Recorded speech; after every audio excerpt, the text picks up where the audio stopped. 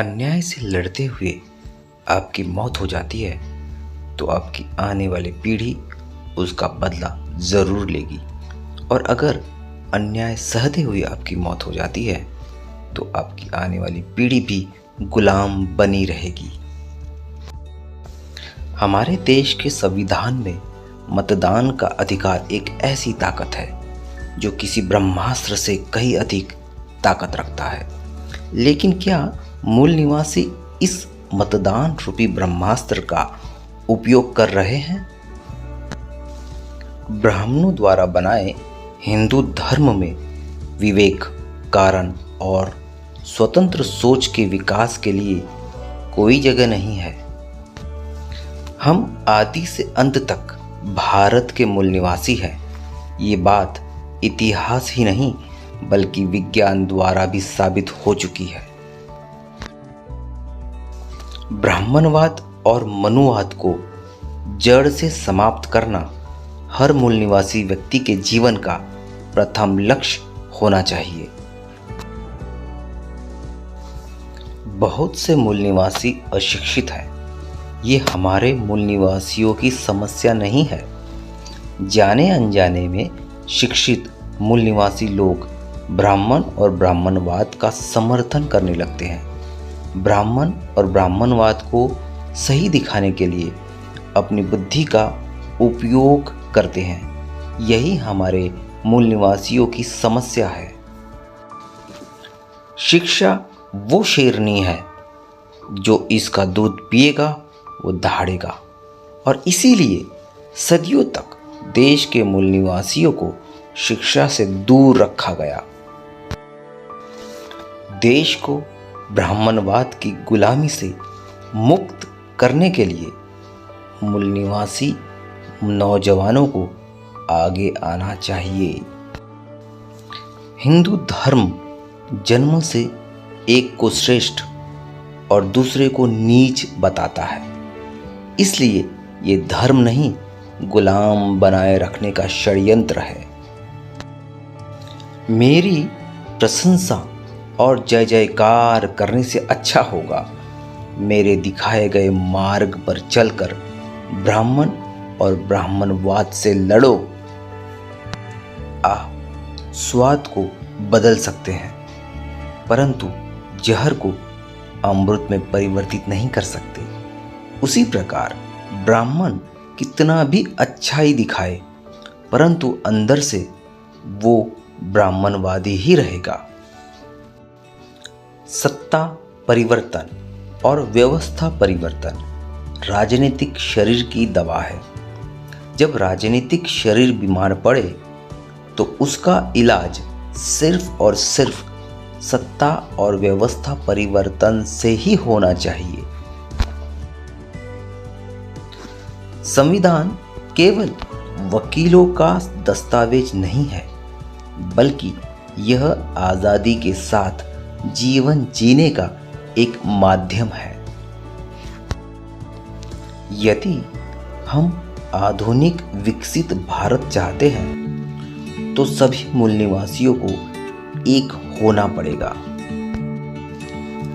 मूल निवासीवाद के बिना बहुजन मेहनती इंसानों की आर्थिक और सामाजिक मुक्ति संभव नहीं है।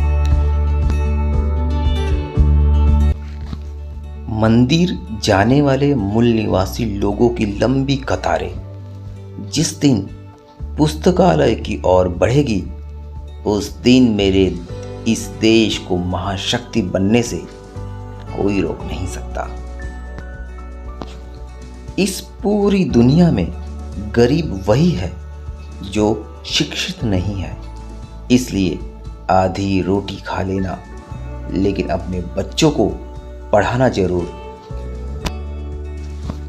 ज्ञानी लोग किताबों की पूजा करते हैं और अज्ञानी लोग पत्थरों की पूजा करते हैं। यही वजह है सदियों के गुलामी की।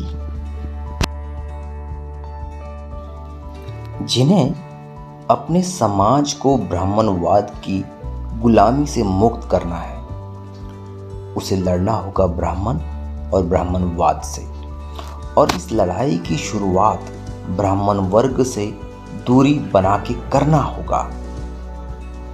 मैं एक अछूत हिंदू बन के पैदा हुआ था, लेकिन मैं सत्य निष्ठा से आपको विश्वास दिलाता हूं कि मैं अछूत हिंदू के रूप में मरूंगा नहीं।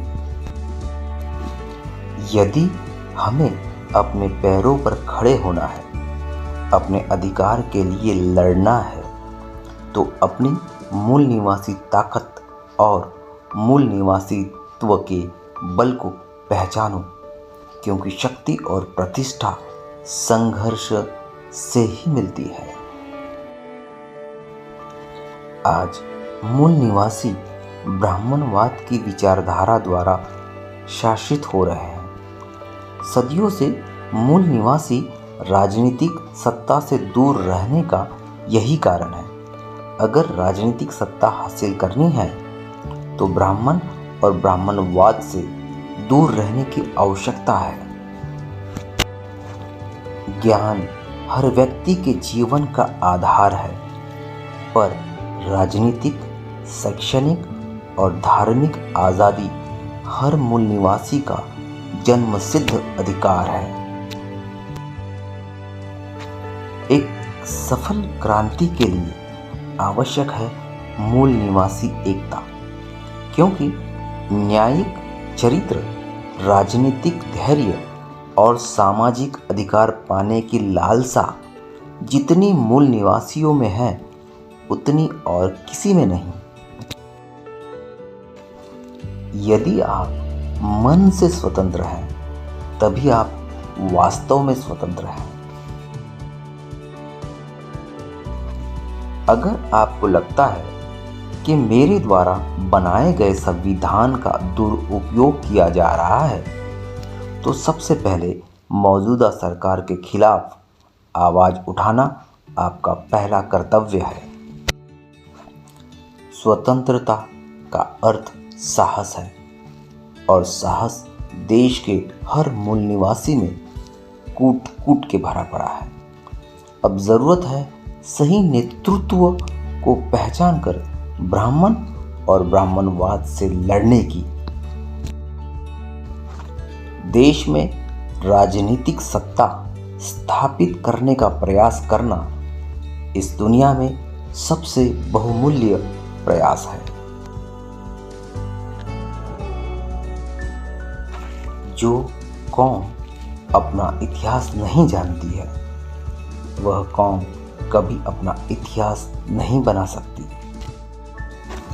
देश में राष्ट्रवाद तभी सफल हो सकता है जब मूल निवासियों के बीच जाति, धर्म और ऊंच नीच का अंतर भुलाकर उनमें मूल निवासित्व को सर्वोच्च स्थान दिया जाए। मैं समझता हूं, देश का संविधान चाहे जितना अच्छा हो, वह बुरा साबित हो सकता है अगर उसको लागू करने वाले लोग विदेशी हो। एक संविधान चाहे जितना बुरा हो, वह अच्छा साबित हो सकता है अगर उसको लागू करने वाले लोग मूल निवासी हो। बुद्धि का विकास मानव के अस्तित्व का अंतिम लक्ष्य होना चाहिए। ब्राह्मणों द्वारा छीने हुए अधिकार भीख में नहीं मिलेंगे।